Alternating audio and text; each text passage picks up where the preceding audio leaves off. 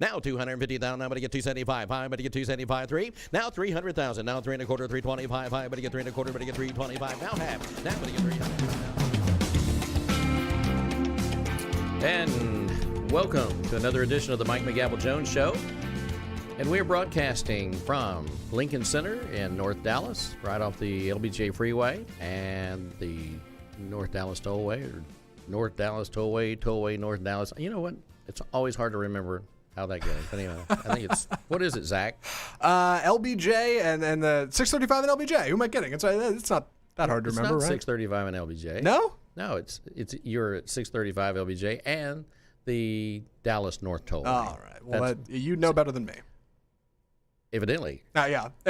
I'm the one running the studio, but you know how this works. So who am I kidding? I know. Well, we got lots to talk about today. Yes. Yeah. And if you need me, I'll be right here.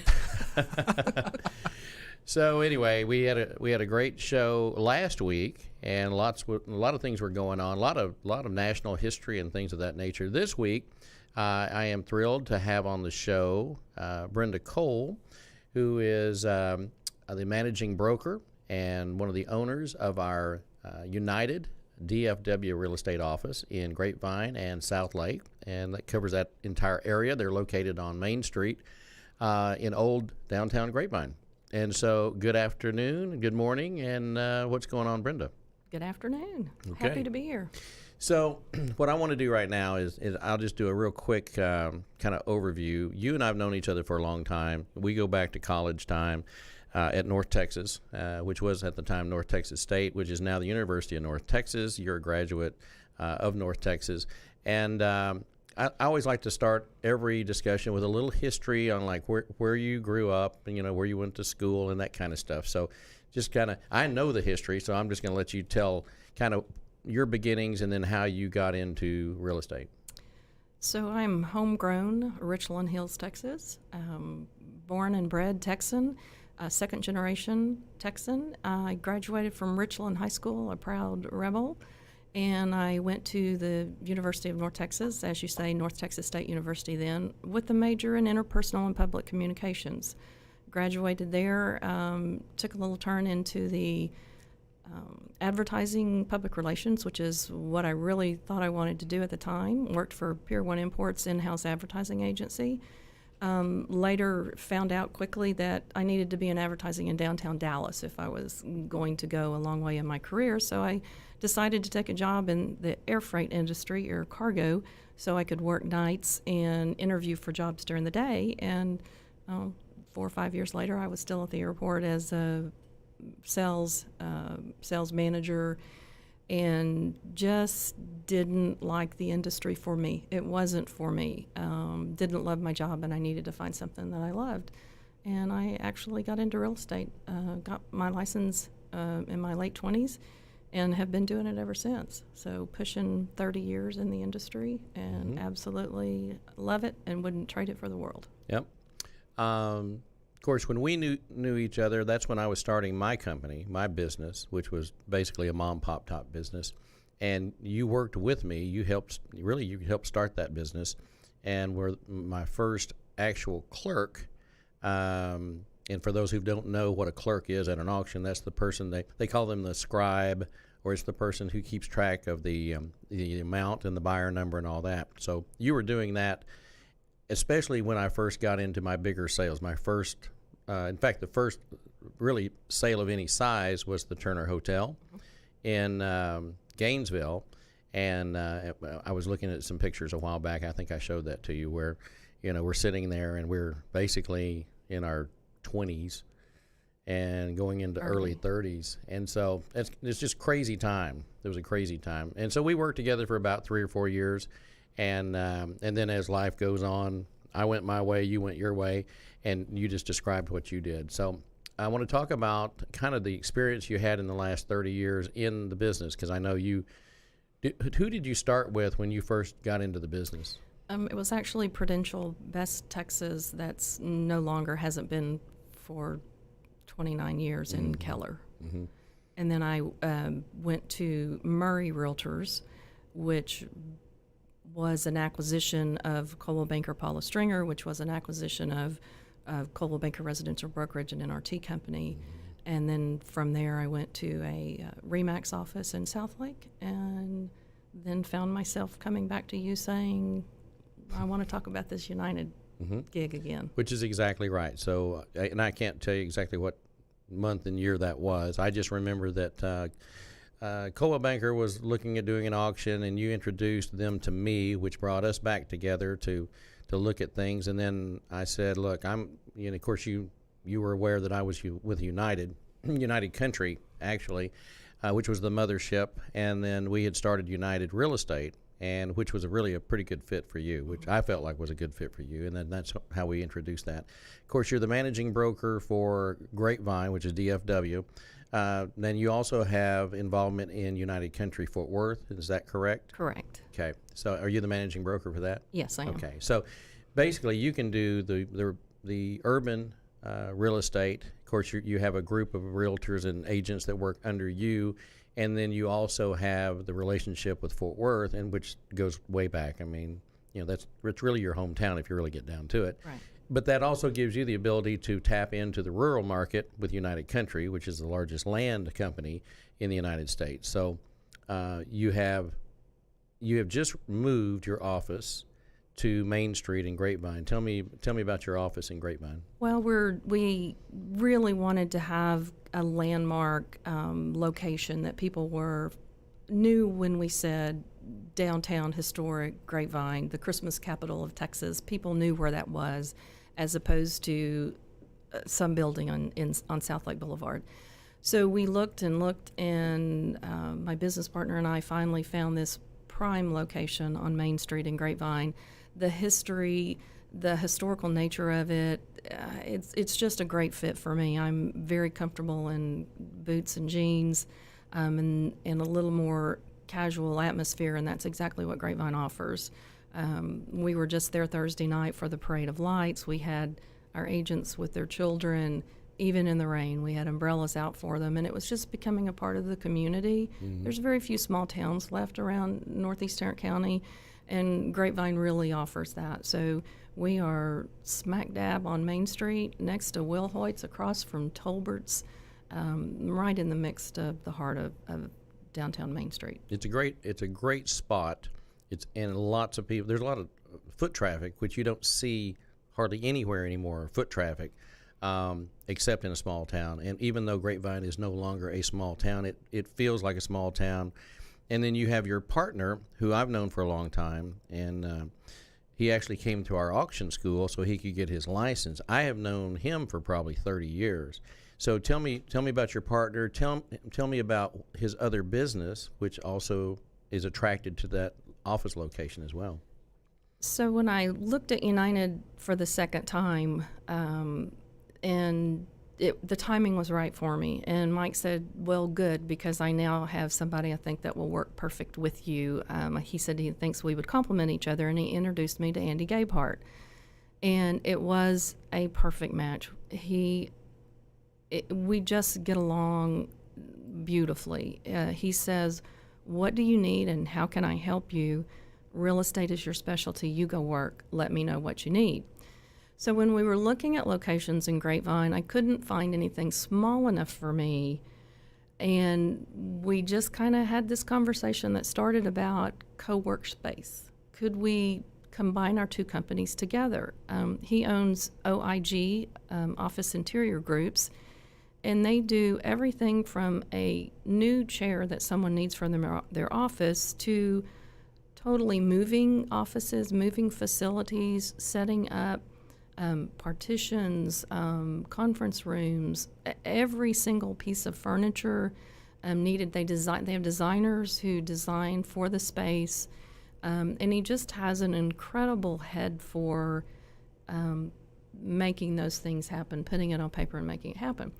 He has designers and a few salespeople and an office manager, and we talked about how many people are in the office day to day for real estate, and if they're in the office a lot, they're not working. So they're out and about and working in their cars. And so we talked about, could we combine these offices together and share the space? And we took that building down to the walls, 4 walls, and we all the only walls in are glass office walls for conference rooms and our space. And it's just a very modern, a combination of antiques and the original brick walls from the old Will Hoyt Tire and Home Store, to concrete floors with beautiful granite countertops and stainless steel appliances. Do you know how old the building is? I do not, and I should. It's an old building, and you mentioned the previous company that was located there, but this goes back to the historic times, probably the 20s and 30s at least, and for sure the 40s and 50s. But they have gone back to the ceilings, to the original wood, and it has that historic feel. And of course, that whole stretch does. And Andy is an entrepreneur by nature. He is a serial entrepreneur. Oh, it's one of his many companies. He has. He dabbles in many things. How I met him 30 years ago was competing with him on auctions, because he and I were both doing office furniture here in Dallas. This goes back, back to the 80s for sure, and then in the 90s. And there was a lot. Of course, we've both gone through multiple financial cycles where you have, great times and the times are perfect, and then you go through a period where you're liquidating trust companies and mortgage companies and title companies, and so he and I would both do one of two things. We would go in and buy everything in the building and then move it, and then have to sell it. And so that was before online auctions. It was all live auctions or traditional brokerage. And then over time, he got into the online auctions. He has an online platform for the sales that he does, but he's very active in the marketplace. He's he has his box at American Airlines, and you've got a great partner there, and so we give him his shout out for the things that he does and the offices that y'all are running.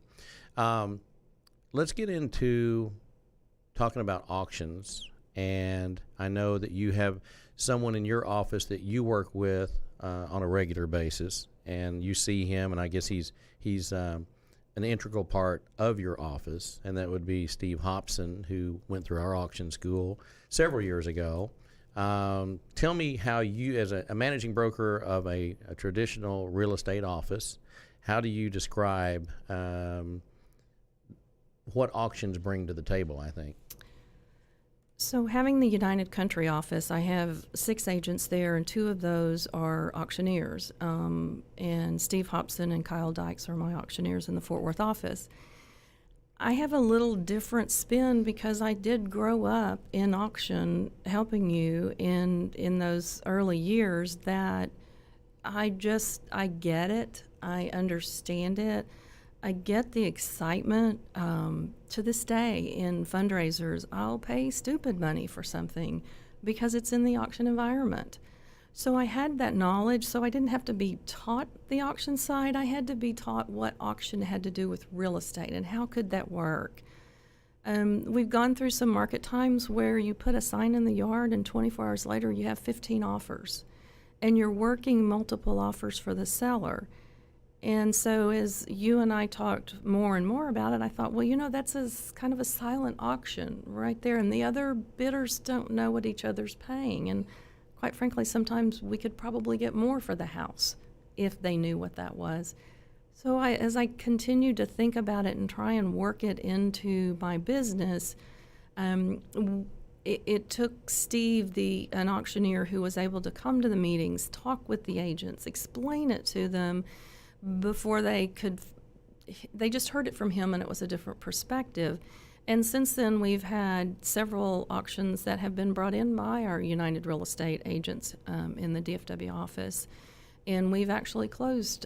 We just closed one in October, and it's not every property.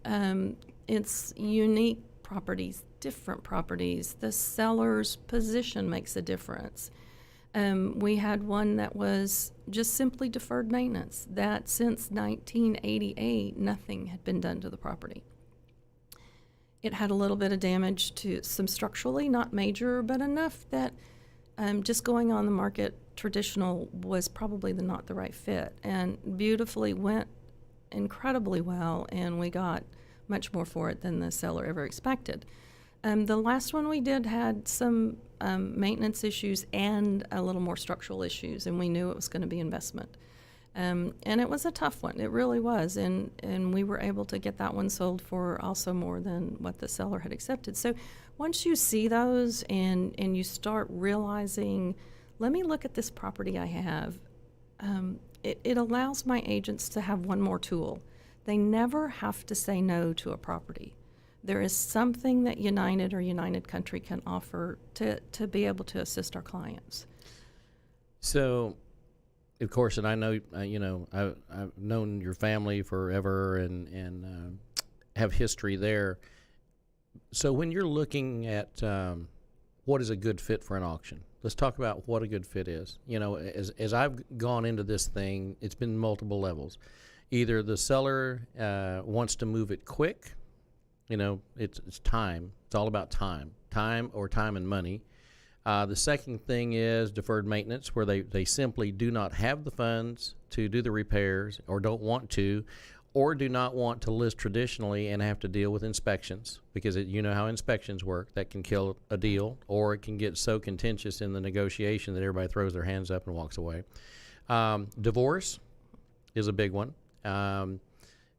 Anytime that you have two parties that don't agree on much, one of the best ways to take it to auction, because it's not slanted one way or the other. It's an independent sale. You've got a third party, and it's open for bids, and whatever the high bid is, then it's going to sell. Sometimes one of the parties, the husband or the wife, they also have the option to buy the property, and an auction is about the only way to do it fairly. And then also a dissolution of a business enterprise where you have partners that are getting a divorce, which that happens. And then the other thing that I think is a great auction opportunity is when you have elderly people who either need to size down or are forced by age, or in some cases Alzheimer's, or whatever that is. It has to happen. And the family lives in California, and the other brother lives in New York, and one in Florida, and they all left. And then they come together and say, look, we're not coming back. We don't want to live there. It's too far away for us to manage as a rental property. We need to sell it, and we need to sell it now. And maintenance on those properties is very difficult. And the longer they go unmaintained with no one living in them, every 30 days, you run the risk of water issues, foundation issues, different things. So that's a vacant property is also a good candidate for it. Any property that might take a while to sell, that needs additional advertising, the auction side of that does that. It certainly gets out to a large base, whether it's farm, ranch, a house on acreage. We did one that we were able to sell the personal property on the same day as the farm. So we had the personal property sale of the tractors, the trailers, everything that they had, because they were retiring before we had stopped for a break for the actual ranch itself. How important do you believe it is to be able to do a turnkey sale? Because, as you know, there's a host of individuals that simply do not want to. They don't want to have a tag sale. They don't want to have a garage sale, which to me, they're just ugly words, because it's, you see these people tagging plates and stuff and trying to get $1 or 50 cents or 25 cents, whereas they could have an auction, get it knocked out in 4 or 5 hours, offer the real estate, have the potential of having multiple individuals bidding on it at the same time. Well, when you have 50 to 100 people, one box of stuff may mean nothing to most people, but one person sees a piece of something in it that they want. So you just really open the opportunity for people to start battling over one thing, and it becomes an ego issue in some cases. I'm getting it. I know it's worth less than that, but I want that piece. Mm-hmm. And to have this one that we did in the day, quite frankly, was 9 a.m. to about 2 p.m., and we liquidated everything. They even started pulling stuff out of the house that wasn't going to be in the sale that was like, oh, wait, this is going to be gone in 2 days. And so they started bringing additional things out. But it's such a great alternative for the right person, for the right opportunity, that traditional real estate agents just, they don't have access to it, and quite frankly, they don't understand it. And it's an educational point that we do. Steve and I have talked to other real estate companies about doing properties for them, and have been very successful with educating them and having them call us and say, hey, maybe I have another one for you. Mm-hmm. We've said no to some that just weren't right. Yep. Because not every property is. So there's a qualifying process on every piece of real estate that goes to auction, and we'll talk about that. So when you're qualifying a property, you know, my first thing is the seller realistic about the value? Where did they come up with the perceived value? Where, you know, you say, well, you know, what do you think your property is worth? We're not always the first person they've talked to. They've already talked to 2 or 3 people. And so, you know, in some cases, they'll say, oh, it's definitely worth $300,000.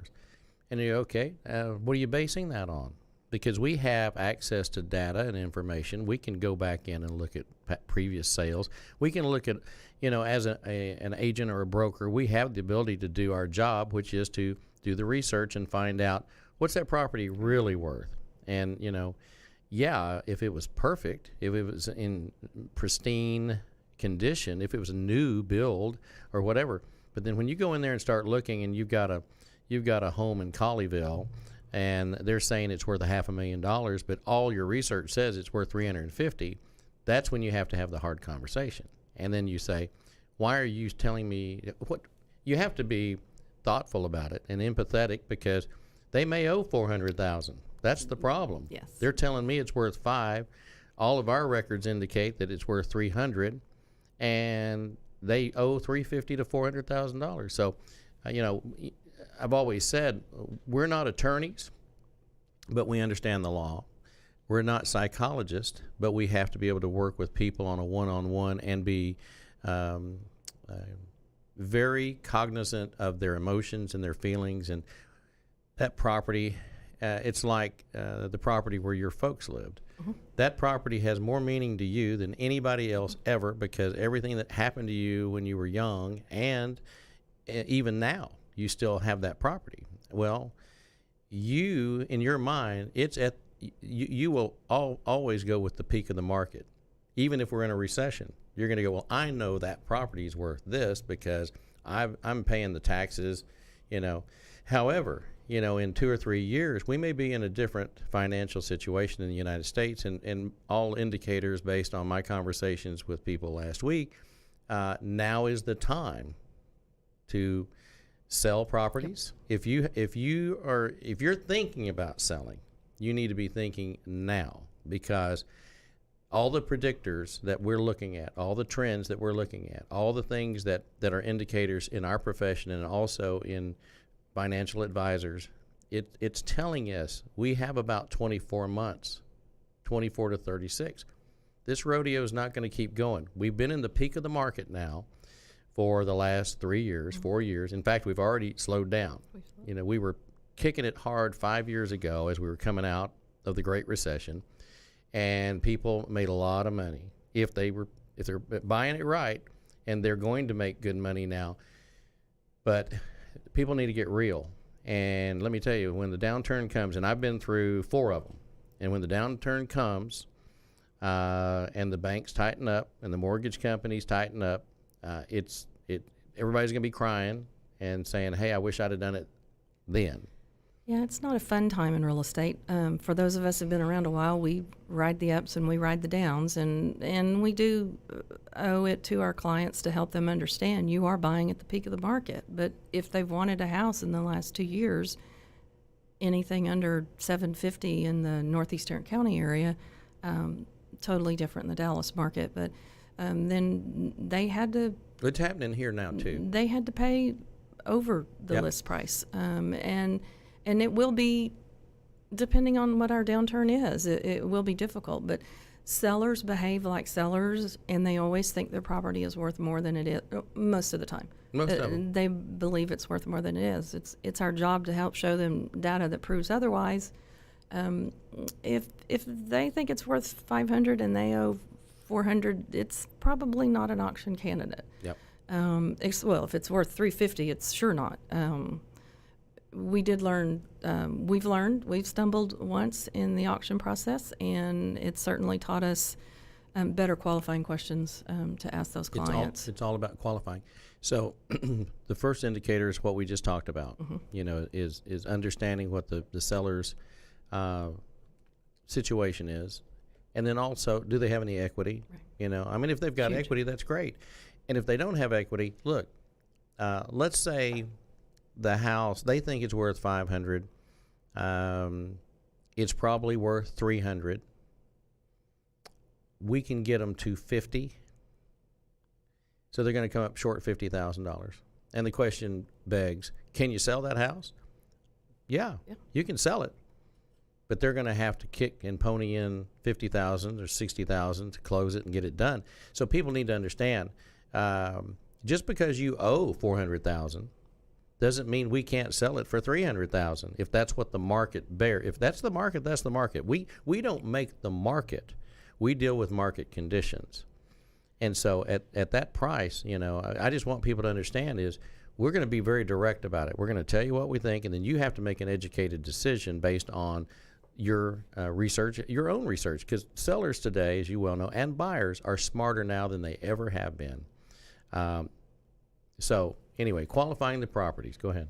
Well, even in that particular instance, it's still better for the seller, even if they're having to bring money, with the auction method costing that seller less money in the long run. So even if they are going to have to bring money to closing, it still works out from an auction perspective. If we do go into, and I'm not guaranteeing anything because I don't ever guarantee anything. All I'm going to tell you is that we have market trends and we can see what's happening.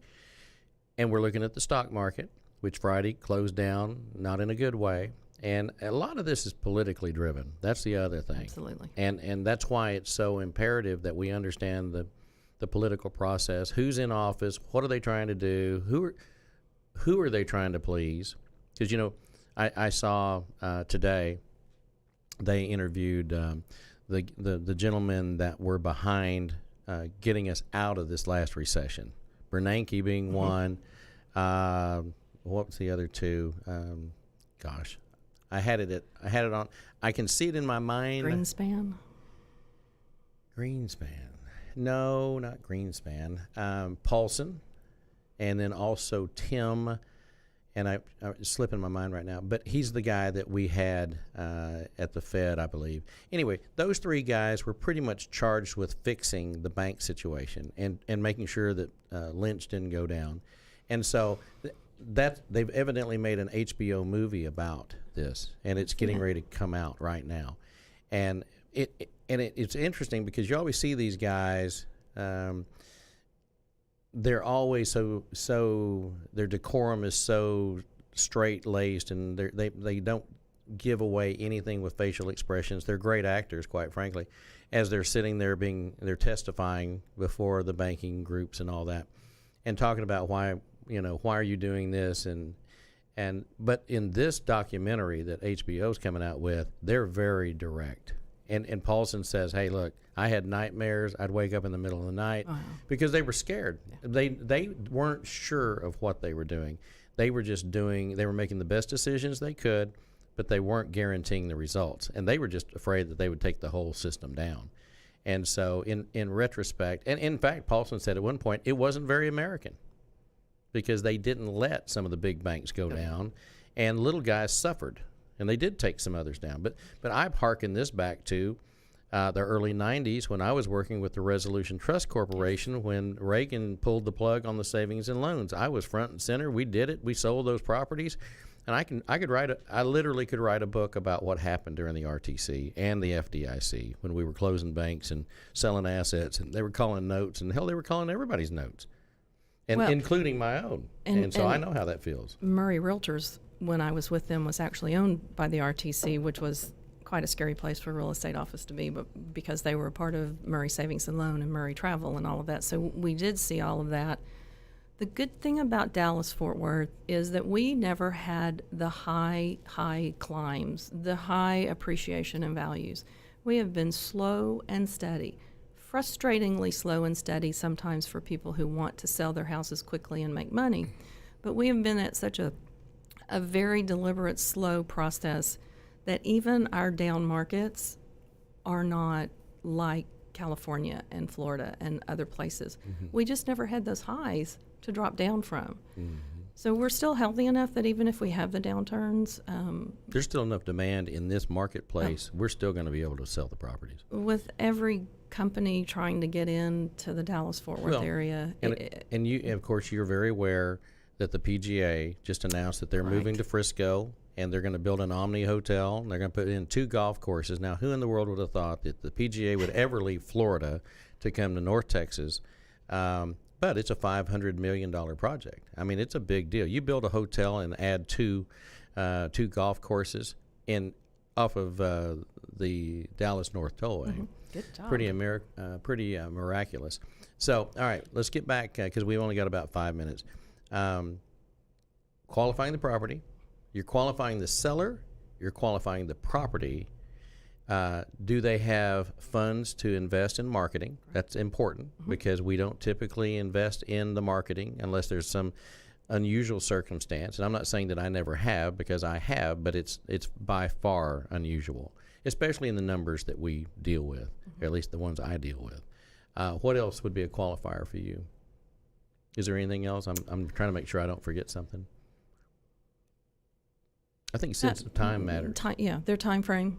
What are they looking for? Do they need to be out? The great part of auction, one of the benefits is, as you'd mentioned, with no inspections. So all of that has to be done up front. Non-contingent. We will take financing, sellers will, but it's not contingent upon that. So they already have to be through that process.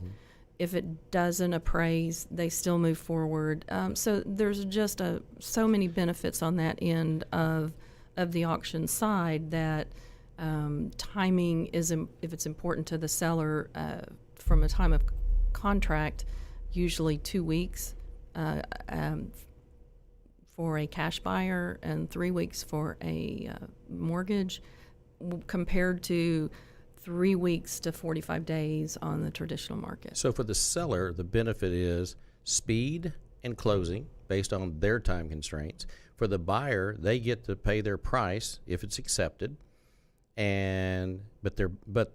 but they're taking it in the condition it's in. So really, it's a kind of even back and forth. They're both benefiting and they're both getting what they want, but there's factors. It's the market that investors have been in for years. Investors don't have inspections done. They know. They come in with cash. They know the property. They know they're willing to roll the risk of the as-is, and they've been doing that for years. So it's somewhat just getting the rest of the consumers more educated on it. Okay. So before I close out, give your contact information if anybody would like to talk to you directly and send you an email or a phone number. So my email address is Brenda Cole, DFW, BrendaCole, DFW, as in Dallas-Fort Worth, at gmail.com. My cell or text is 817-360-8499. You can find me at 430 South Main Street in Grapevine at United Real Estate DFW Properties. The websites, Facebook, United Real Estate DFW Properties, or United Country Real Estate Fort Worth. You can find us on any of those. And so if a major project comes along, of course, you would be certainly welcome to work with United-SCS, and that's www.united-scs.com, and that stands for United Strategic Client Services, which I'm the president of. And of course, I'm all about United brand. So whether you're interested in a country property, you can certainly call me about that. And if you're interested in urban properties, you can do that. Whether you're selling or buying, I'll either handle it myself or I'll send it to Brenda. Brenda's been very involved with everything that's happened here in the last few years. She actually helped me buy my house in the peak of the market, I might add. And I have no regrets about that because I knew what I was getting, and I wanted the property, and I wanted it now. It had not been previously available, and the seller said, yes, we're going to sell it. And I go, okay, well, let's try to make something happen. And that's a good thing. And at the same time, we've shown some properties together. We had the opportunity to meet Laura Bush here not too long ago on a property that we showed. That was very cool. And this is an exciting business. You never know who you're going to meet. And you help me with fundraisers all the time here in Dallas, all types of auctions. And so I'm thrilled that you're with United on both sides of the business. And I know hopefully this is your career till the end. My last stop. That's the last stop, as well as mine. So as we wrap this thing up, if you need to get a hold of me, you can find me at mike@united-scs.com or call me at 214-906-5265. And Zach, that's all we got, buddy. Thank you, Mike. Thank you. Thank you, Zach. Brenda. And we'll see you next time on the Mike McGavel Jones Show here in Dallas, Texas. And have a great week, and we look forward to seeing you again next week. God bless. See ya.